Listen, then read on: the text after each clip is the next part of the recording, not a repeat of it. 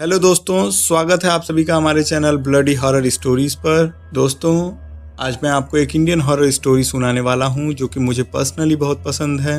ये कहानी महाराष्ट्र की है, लेकिन उससे पहले मैं आपको बता दूं कि अगर आप चैनल पर नए हैं तो आप चैनल को सब्सक्राइब करें। अगर आप हॉरर स्टोरीज और मिस्टीरियस स्टोरीज को सुनना पसंद करते हैं तो आप ब्लडी हॉरर स्टोरी को जरूर सब्सक्राइब करें। और अगर आपके साथ कोई भी अजीब घटना घट रही है या फिर ऐसी घटना जो आपके जहन में बैठ गई है जिसे आप भूल नहीं सकते हैं, या फिर आपके साथ कुछ भी पैरानॉर्मल इंसिडेंट होता है, तो आप अपनी कहानी को, आप अपने साथ घटी किसी घटना को वीडियो के डिस्क्रिप्शन में दिए गए आईडी पर मेल कर सकते हैं। तो दोस्तों, ये घटना हमें भेजा है अमित जी ने महाराष्ट्र से। यह घटना उनके नाना जी के गांव में घटित हुई थी जिसका नाम संभा था, और ये घटना लगभग 1980s के करीब की घटना है। यह घटना उनके नाना जी ने उन्हें बताई थी, जो उन्हें बहुत ही ज़्यादा अजीब लगी थी। उनके नाना जी की उम्र तब करीब 17-18 वर्ष रही होगी और उन्होंने अपने नाना जी का नाम हरिप्रसाद बताया था। तो अब आगे मैं इस घटना को उनके नाना जी के यानी हरिप्रसाद जी के पॉइंट ऑफ व्यू से आपको सुनाऊंगा। तो दोस्तों, मेरा नाम हरि है। यह घटना मेरे गांव में ही घटी थी। उस वक्त बारिश का सीजन था। जेठ बैसाख में भी बहुत ज़्यादा बारिश होती थी, और उस वक्त तो इतनी बारिश होती थी कि कई कई दिनों तक हम अपने घर में ही फंसे रहते थे। ढंग से कोई काम नहीं हो पाता था। कहीं जाना हो तो घंटों का इंतज़ार करना पड़ता था कि बादल साफ हों तो हम अपने काम के लिए निकलें। खेतों में काम करने में भी काफ़ी ज़्यादा दिक्कत होती थी। हमारा गांव काफ़ी छोटा था। देखा जाए तो करीब 25 से 30 परिवारों का ही गांव था। हालांकि छोटा होने के बावजूद सब एक दूसरे को बहुत ही अच्छे से जानते थे और अच्छे से बातें भी करते थे। अगर पूरे गांव में किसी के यहाँ कोई भी खुशी का महोत्सव हुआ तो पूरा गांव उसमें शामिल होता था। अगर किसी के यहाँ कुछ गम की बात हुई तो सब लोग एक दूसरे का गम बांटने के लिए एक साथ आ जाते थे। ऐसा एक बार हमारे गांव में बहुत ही अजीब हुआ। एक ऐसी घटना घटी जिस पर मैं अभी तक विश्वास भी नहीं कर पा रहा हूँ। घटना कुछ ऐसी थी कि हमारे गांव में एक पागल था जो कि बहुत अजीब सी हरकतें करता था। मेरी माँ कहती थी कि उसके सर पर बहुत बुरी चोट लगी थी जब वह पेड़ से नीचे गिरा था, पैर फिसलने की वजह से। उसका सर पेड़ की एक टहनी पर काफ़ी जोर से लड़ गया था और काफ़ी ऊंचाई से आके ज़मीन पर गिर गया था, जिसकी वजह से उसके सर से काफ़ी ज़्यादा खून बहने लगा। और फिर डॉक्टरों को दिखाया गया तो वो काफ़ी दिनों तक बीमार भी था। लेकिन फिर जब उसे होश आया तो वह अपना दिमागी संतुलन खो चुका था और पागलों वाली हरकतें करने लगा था। किसी को भी मार देता था, रास्ते में आते जाते लोगों के ऊपर पत्थर फेंकता था, औरतों के हाथ से सामान छीनकर भाग जाता था। कहते थे कि वो इसी गांव का रहने वाला था। उसके पागल हो जाने के बाद और उसकी इन अजीब हरकतों के बावजूद भी उसके परिवार वालों ने उसको काफ़ी डॉक्टरों को दिखाया, लेकिन ढंग से कोई भी इलाज नहीं हो पाया। जैसे तैसे उसको सब लोग घर पर रखते थे। लेकिन एक बार कुछ ऐसा हुआ कि सारी हदें पार हो गईं।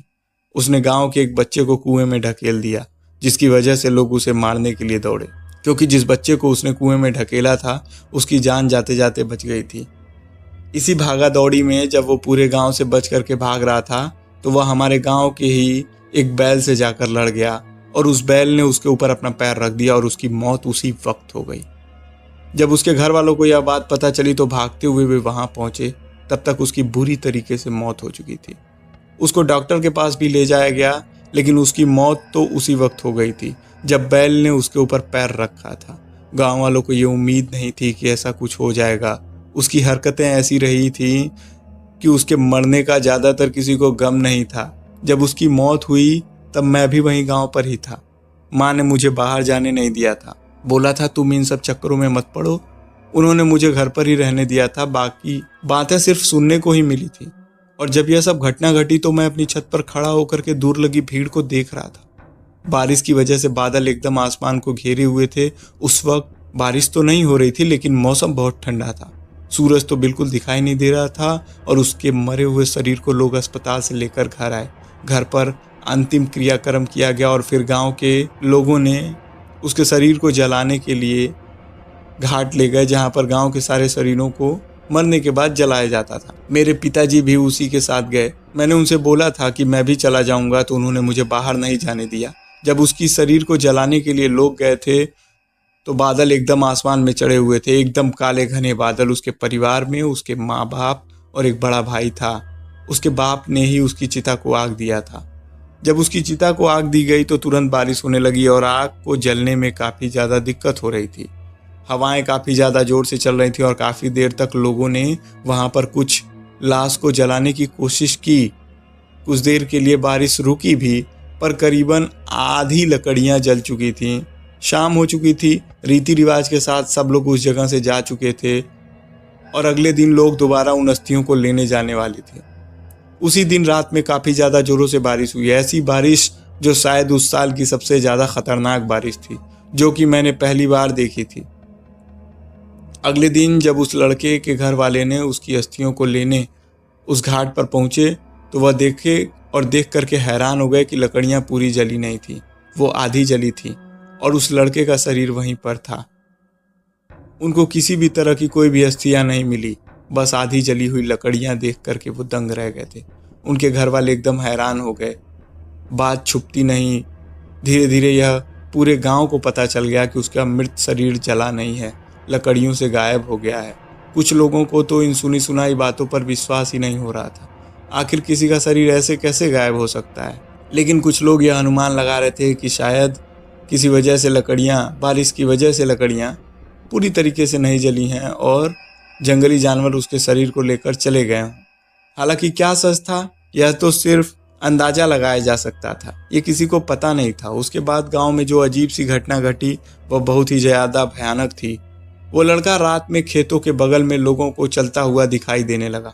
उसका हाथ पैर आधा जला हुआ था, एक पैर पूरी तरीके से गायब था। कई बार तो लोगों ने उसे अपने सामने देखा। उसका आधा जला हुआ चेहरा देख करके सब चिल्ला के भागने लगते थे। वो किसी को ज़्यादा नुकसान नहीं पहुंचाता था, लेकिन उसकी वही हरकतें होती थी कि आते जाते लोगों पर अचानक से रात के अंधेरे में पत्थर चलाने लगता था, काफ़ी ज़्यादा जोर से। और कई बार तो महिलाओं को रात में गुजरती या शाम को अपने किसी काम से बाहर जाती थी तो उन्हें धक्का दे देता था। छोटे बच्चों को अचानक ये महसूस होता कि किसी ने उन्हें थप्पड़ मारा है। रात के अंधेरे में किसी को रोने की आवाज़ें आती तो चिल्लाने की, शरीर को बुरी तरीके से जलाया गया हो ऐसी आवाज़ें, कोई कहता हो कि मुझे बचाओ। वह आवाज़ उसी लड़के की थी जो अभी कुछ दिन पहले मरा था। गांव वालों के जानवर जो कि बाहर बंधे रहते थे, उनके शरीर पर अजीब सा निशान पाया जाता था कि किसी ने नाखून से कुरेद दिया हो। वो बैल जिससे उस लड़के की मौत हुई थी, करीबन 1 हफ्ते बाद उस बैल की भी मौत हो गई और वजह किसी को भी नहीं पता। ये अजीब सी घटनाएं हमारे गांव में होती रही थी। रात में लोगों का निकलना बंद हो गया। सब लोग 8 बजे के बाद ही दरवाजे को पूरी तरीके से बंद कर लेते थे और अंधेरा होते ही सोने चले जाते थे। सबने अपने जानवरों को घर के अंदर बांधना चालू कर दिया और कई बार तो ऐसा महसूस किया कि रात में सबके घर पर कोई दरवाज़ा खटखटा रहा है और खाने के लिए कुछ मांग रहा है। कई बार तो लोगों का सामना हुआ और वह लोगों को चिल्ला के डरा के भगा भी देता था। ज़्यादातर उसको उस जगह पर पाया गया जिस पेड़ के नीचे वो गिरा था। उसे चोट लगी थी। उसका आतंक धीरे धीरे पूरे गांव में फैलता जा रहा था। कोई भी उससे बच नहीं पा रहा था। लोगों के बगल में वह गुजरता हुआ जाता, लोग अपना रास्ता बदल देते थे। वो नॉर्मली ऐसे लोगों को नजर आता था जैसे कि कोई इंसान टहल रहा हो। वो सच में एक भूत था। वो पूरा महीना पूरे गांव के लिए एक डर भरा महीना था। कोई अपने काम को ढंग से नहीं कर पाता था। सबको बस इस चीज़ का डर था कि कहीं वो किसी को मार ना दे। जब उससे छुटकारा नहीं मिला तो सारे गांव वालों ने मिलकर सोचा कि इसका कुछ उपाय करना पड़ेगा। जहाँ पर हमारा गांव था उससे कुछ ही दूर जंगल में एक छोटा सा गांव और था। एक टोले का गांव था जहाँ पर लोग भूत प्रेत पिशाच को अपने कंट्रोल में रखते थे। हमारे गांव के लोग उस गांव से ज़्यादा बात नहीं करते थे, लेकिन उसके आसपास के सारे गांव वाले जब भी कोई ऐसी दुविधा आती थी, जैसे किसी के ऊपर भूत प्रेत चढ़ जाना या कोई किसी अजीब काली शक्ति के वश में चला जाए, तो हम लोग उनसे मदद मांग लिया करते थे। बदले में वो लोग हमसे पैसे तो नहीं लेते थे, बस हमसे थोड़ा राशन लिया करते थे, जिसकी वजह से उनका गुजारा चलता था। उनके पास खुद की खेती नहीं थी। गांव के लोग उनके पास उस दूसरे गांव में गए, उनसे बात की और उनको सारी चीज़ों के बारे में बताया। उनमें से एक बाबा जी थे जो वहाँ के काफ़ी प्रसिद्ध बाबा थे। उन्होंने कहा कि उसको तब तक नहीं मारा जा सकता जब तक उसके पूरे शरीर को जला न दिया जाए, और बिना उसे काबू किए उसके शरीर को जलाना नामुमकिन है। और उसको काबू करने में किसी की भी मौत हो सकती है। इसका सिर्फ यही एक उपाय है कि उसको एक घेरे में लाया जाए और उस घेरे में उसको कब्जा करके वहाँ पर जला दिया जाए। जब ये सारी चीज़ें उन्होंने बताई तो यह काम सबके लिए नामुमकिन लगा। गांव के कुछ बहादुर लोग सामने आए। उन्होंने उन बाबा से बोला कि उसको कब्जे में करेंगे। फिर बाबा ने उनसे बोला कि कुछ दिनों बाद हम दोबारा गांव में आएंगे। और गांव में वही लोग जब कुछ दिनों बाद आए तो बाबा ने उनको एक लाल पोटली में अजीब सा धूल दिया। दरअसल वो कोई राख थी जो किसी तंत्र विद्या से या मंत्र से बांधी गई थी या बनाई गई थी।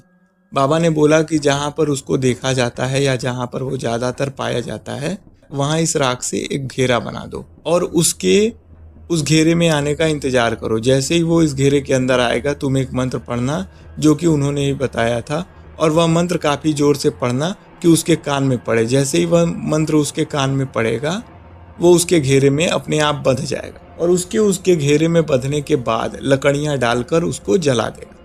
उसके बाद उसकी आत्मा को शांति मिल जाएगी और उसका पूरा शरीर दोबारा वैसे ही जल जाएगा जैसे उसको पहली बार जलाया गया। जब बाबा ने यह बात बताई तो यह काफ़ी ज़्यादा कठिन लगा। सब गांव वालों ने बोला कि बाबा आपने गांव के कुछ लोगों को भेज दें ताकि इस विधि को पूरा किया जा सके, लेकिन उन्होंने मना किया। उन्होंने कहा कि तुम ही लोगों के कारण वह मरा है, इसलिए तुम ही लोग इस विधि को पूरा करोगे, दूसरे गांव का कोई शामिल नहीं होगा। पूरे गांव को फिर बाबा ने अपने तंत्र से बांधा और फिर उस रात का इंतजार करने लगे जब वह घेरे में आए। गांव वालों ने आपस में बातचीत करके यह पता लगा लिया था कि वह ज़्यादातर उसी पेड़ के पास रहता था जहां से वह नीचे गिरा था। दिन के वक्त उसी पेड़ के पास गांव वालों ने जाकर एक बड़ा सा घेरा बना दिया और शाम के वक्त खेतों में छुप के उसके आने का इंतजार करने लगे। ये सारी बातें मुझे मेरे पिताजी ने बताई थी और ये सारी बातें पूरे गांव में फैली हुई थी। पता नहीं क्या हुआ, मुझे भी उसे देखने का बहुत जुनून था। मैं अपने माता पिता को बिना बताए घर से निकल गया और उसी पेड़ के पास जाने लगा जहां पर यह विधि होने वाली थी। मुझे उस विधि को देखना था और पहली बार मैं यह सब चीज़ें देख रहा था। गांव वालों के साथ मैं भी खेतों में ही छुपा हुआ था।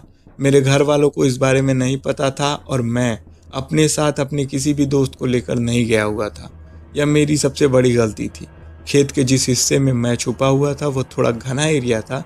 दरअसल वो पेड़ से चारों ओर खेतों से घिरा हुआ था। दिन के वक्त बच्चे वहीं पर खेला करते थे, लेकिन जब से उसकी मौत हुई थी इस पेड़ के कारण कोई भी नहीं जाता था। मैं वहीं पर ही घने खेतों के बीच छुपा हुआ था और रात में सब लोग उसके आने का इंतजार करने लगे। बहुत शांति थी, हवा चल रही थी, बादल गरज रहे थे, लेकिन बारिश नहीं हो रही थी।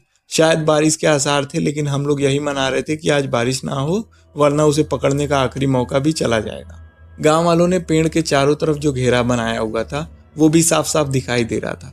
तभी अचानक से हमें किसी की चिल्लाने की आवाज़ आई। वह चिल्लाने की आवाज़ उसकी ही थी। वो भागते हुए पेड़ों की तरफ आ रहा था और हम सब ने उसे भागते हुए देखा। वह जैसे ही भागते हुए पेड़ की तरफ गया उसकी नज़र मुझ पर पड़ी और पता नहीं कैसे उस घेरे के अंदर जाने से पहले उसने मुझे देख लिया और वह फिर मेरी तरफ आने लगा। डर की वजह से मैं चिल्ला के भागने लगा और उसने सच में मेरा पीछा किया। मैं खेत में चारों ओर भाग रहा था। खेतों में जो बाकी लोग छुपे हुए थे वो भी मेरे पीछे भागे और उन्होंने मुझसे यह भी बोला कि मैं पेड़ की तरफ भागूं। मैं पेड़ की तरफ भागा भी और पेड़ की तरफ भागते हुए मैं पेड़ के पीछे छुप गया। गांव वालों ने उस मंत्र को 3 बार पढ़ा जो कि उन बाबा ने बताया था। मेरी किस्मत अच्छी थी कि उस मंत्र के बोलने के बाद मैं तो उस घेरे से बाहर निकल गया, लेकिन वह उसी घेरे के अंदर फंस गया था। ज़्यादा समय न बर्बाद करते हुए गांव के सारे लोगों ने जो कि वहाँ पे उपलब्ध थे उन्होंने जलती हुई लकड़ी को उसमें फेंक दिया। वो वहीं पर जलने लगा। हम लोग बस यही मना रहे थे कि बारिश ना हो, जैसे कि उसके ऊपर लकड़ियों को फेंकने लगे। वो काफ़ी ज़ोर ज़ोर से चिल्लाने लगा और वो उसी घेरे के अंदर गोल गोल घूमने लगा। उसके माता पिता भी उस वक्त वहाँ पर मौजूद थे। उन्होंने भी इस विधि को देखा। वो काफ़ी ज़्यादा दर्द में चिल्ला रहे थे और अपने बेटे को इतनी भयानक मौत की वजह से रो रहे थे, लेकिन कुछ भी नहीं किया जा सकता। हमारी आंखों के सामने ही वह जल गया और जब तक वह जल की पूरी तरह से राख नहीं बन गया पूरे गांव वाले वहीं पर ही मौजूद थे। जिस तरह से धीरे धीरे वह जलता गया गांव वालों की हिम्मत और ज़्यादा मजबूत होती गई। करीबन 2 घंटे बाद वो भुन चुका था। राख पूरी तरीके से ख़त्म हो गई थी। ये थे कि भागते हुए मेरी माँ भी आ गई और मुझे पहले ही बहुत डांटा, फिर ज़बरदस्ती पकड़ते हुए घर लेकर चली गई। घर पर जाकर मुझे माँ और बाबूजी से बहुत ज़्यादा डांट पड़ी, लेकिन जब सुबह हुई तो पूरे गांव का माहौल कुछ अलग ही था। सब लोग एकदम शांत हो गए थे। हालांकि उसके मरने का दुख सबको था, लेकिन उस वक्त गांव में एक अजीब सी शांति थी, जैसे कि एक बड़े तूफान के बाद आती है। इस घटना को घटे हुए काफ़ी ज़्यादा साल हो गए, लेकिन आज भी मुझे इस घटना की एक एक बात याद है और यह घटना बहुत ही ज़्यादा अजीब थी।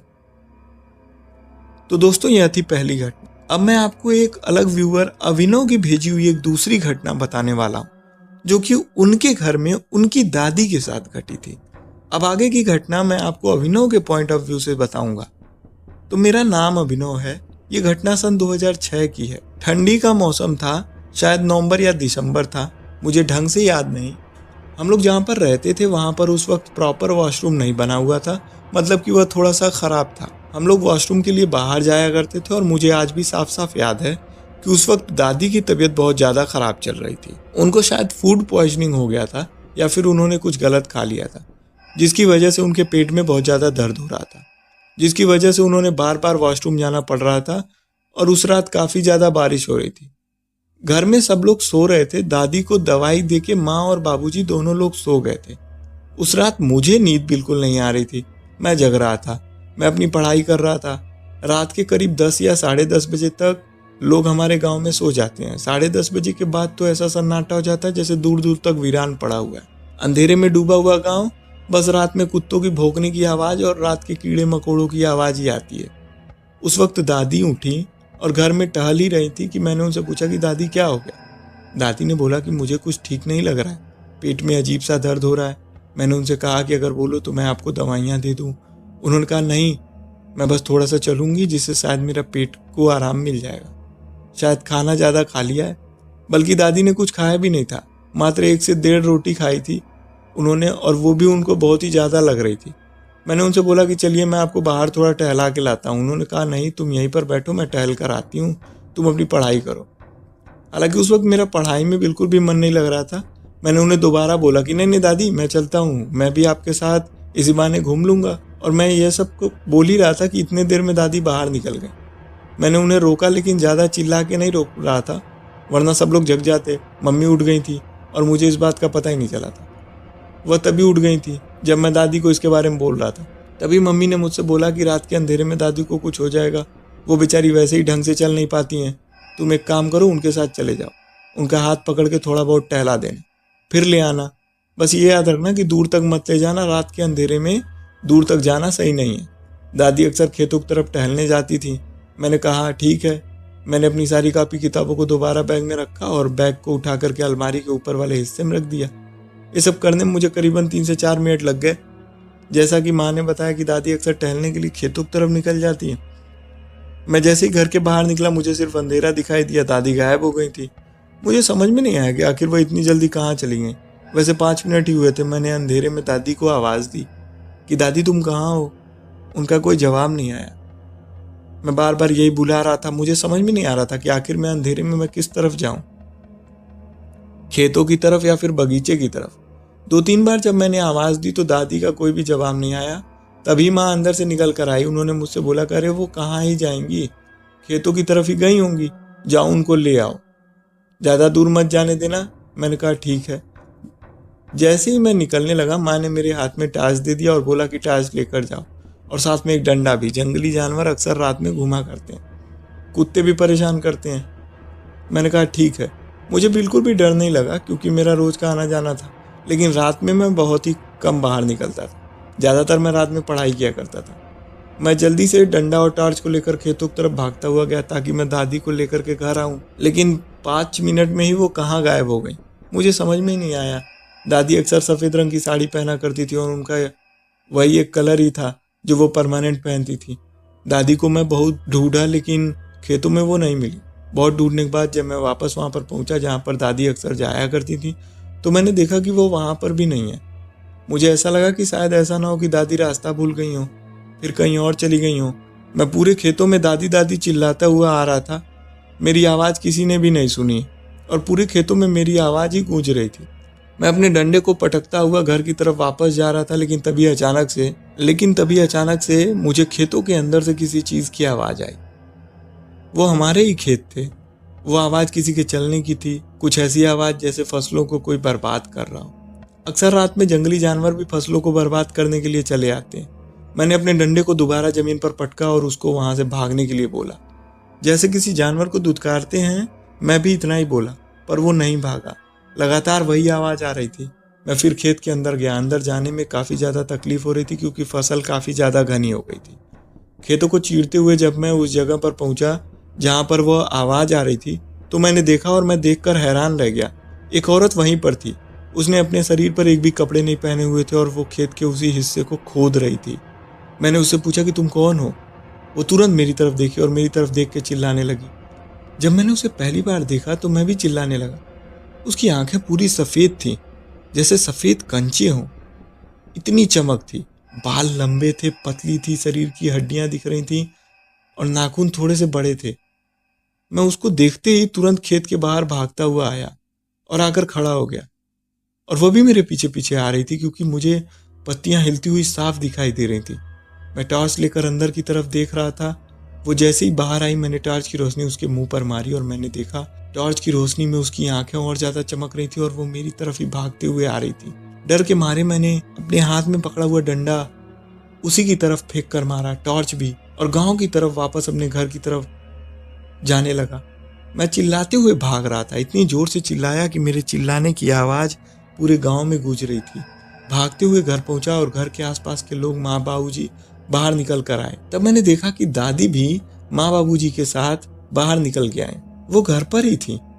जब मैंने उनसे पूछा कि दादी तुम कहाँ थी, मैं तुम्हें ढूंढने के लिए गया था, तो उन्होंने बताया कि मैं कहीं नहीं गई थी, मैं बस बगीचे की तरफ टहलने के लिए निकल गई थी। आज खेतों की तरफ जाने का मन नहीं हुआ। माँ ने मुझसे पूछा कि तुम चिल्ला क्यों रहे हो। मैंने उन्हें बताया कि मैंने खेत में एक चुड़ैल को देखा है, वो मुझे मारने आ रही थी। मैं किसी तरह अपनी जान बचाकर भागा हूँ। मैंने अपना डंडा और टार्च वहीं पर ही फेंक दिया था। जब मैंने यह बात बताई तो बाबूजी हंसने लगे और मेरे साथ दोबारा उसी जगह पर गए। उन्होंने कहा चलो देखते हैं कौन चुड़ैल तुमको डरा रही है। बाबूजी और मैं और हमारे साथ एक भैया भी थे जो कि घर के बगल में रहते थे। हम तीनों लोग वहाँ पर गए। टॉर्च वहीं खेत के पास जली हुई थी, पड़ी हुई थी और बगल में डंडा भी पड़ा था, लेकिन वह वहाँ नजर नहीं आई। मैंने उन्हें यह बताया कि खेत के अंदर वाले हिस्से में वह खुदाई कर रही थी। जब मैं बाबूजी और भैया के साथ खेत के उस हिस्से में पहुंचा जहां पर वो मुझे दिखाई दी, तो उन्होंने देखा कि वहां पर कोई गड्ढा खोद रहा था। वह हाथ से खोदा हुआ गड्ढा था, काफी छोटा सा था, और वहां पर वो गड्ढा क्यों खोद रही थी इसके बारे में कुछ नहीं पता। पहले हमें लगा कि शायद वहां पर किसी ने कोई काली शक्तियां गाड़ी हो या फिर कोई काला जादू किया हो। अगले दिन बाबूजी वहां पर 2-3 बार खुदाई भी किए, लेकिन उन्हें वहां कुछ नहीं मिला। हालांकि मेरी बताई गई ये बात पे बाबूजी ने विश्वास किया, लेकिन उस घटना के बाद से मैं कभी भी रात में खेतों की तरफ नहीं निकला। तो दोस्तों, ये थी दूसरी घटना। मैं आशा करता हूँ कि आपको वीडियो पसंद आई होगी, और अगर आपको वीडियो पसंद आई है तो चैनल को प्लीज़ सब्सक्राइब करिएगा, वीडियो को लाइक ज़रूर करिएगा। मुझे कमेंट करके यह भी बताइएगा कि आपको वीडियो कैसी लगी, मैं अगली वीडियो किस टॉपिक पर बनाऊँ। तो मिलते हैं अगली वीडियो में।